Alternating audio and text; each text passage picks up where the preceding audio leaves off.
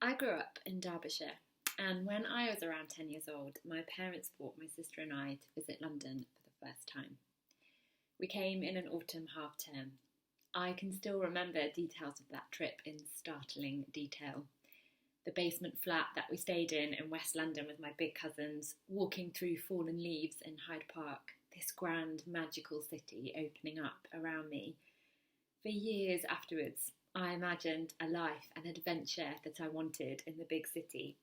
And as a 10-year-old girl, I imagined that some of those adventures involved fame, fortune, and some kind of Prince Charming.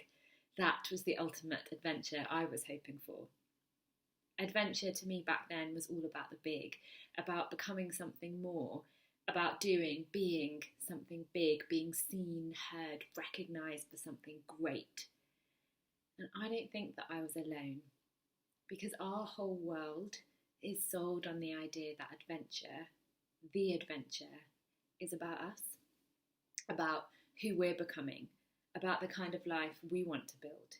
We are bombarded with messages to make us question whether we're creating our best life with this adventure we're on. Is it satisfying? What will make it satisfying?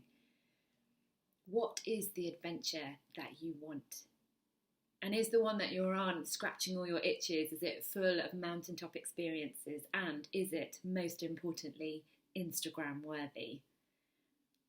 But what if the greatest adventure that you could be invited into isn't really about you, but rather a story of someone else coming for you?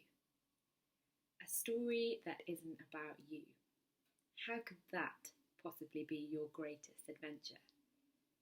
But what if this great adventure is really an offer of all the greatness, the glory, the fullness of life that we crave, that we desire? And what if the way to it is not in the big, but in the small?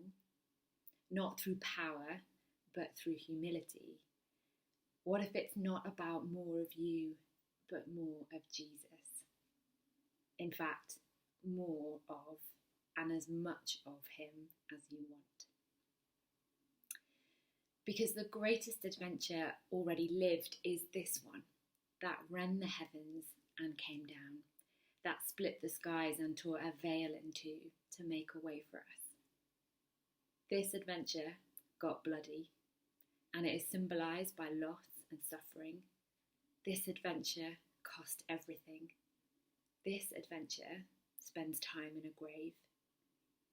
But this adventure of a God who came and lived as a single man, without palaces or wealth, who identified with the poor and celebrated life in the simple things, this God who embraced rejection and suffering, who was unremarkable in all the ways that humanity judges a person, this God who reveals himself in the small, in the sacrifice, in the hidden, in the humble, in the places that look foolish to the world, in the places that cost everything, all for the sake of others. This God shows us that in all these things, there is an adventure happening.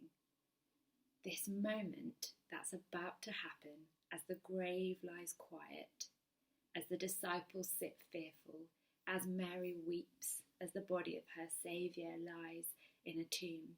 The adventure is happening right here, in hearts that hold a space and wait for a miracle. Adventure. The word is a related term to Advent, derived from the Latin that means something about to happen, an arrival that depends upon taking a chance, a risky undertaking. You see, the adventure happens in the dark, in the places that look like folly. Adventure happens in faithful, sacrificial, given places. They happen in surrendered hearts that give themselves away and let go of power and status. Adventures happen in the decisions every day to keep loving the unlovable, to keep reaching for those who are oppressed, lost and alone.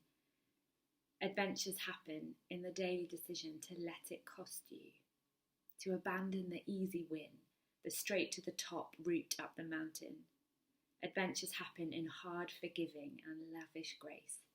They begin in second chances and they grow their roots in the thick soil of love that costs you over and over again, like you're taking one step towards Calvary at a time. But here's the promise of this adventure that costs you. The risk has been weighed. The end has been written. And when we step into the adventure of following Jesus, we walk a path that has already been trodden for us, and a God who promises us it's worth it. Faith, the writer of Hebrews tells us, is the assurance of what we hope for and the conviction of things not seen. Have you ever heard of a bigger adventure than that? A wilder, more riskier ride than loving large and giving it all away for a hope that you cannot yet see. And yet this hope, the gospel assures us, is that this adventure is a sure thing, a promised ending that has already been won for you.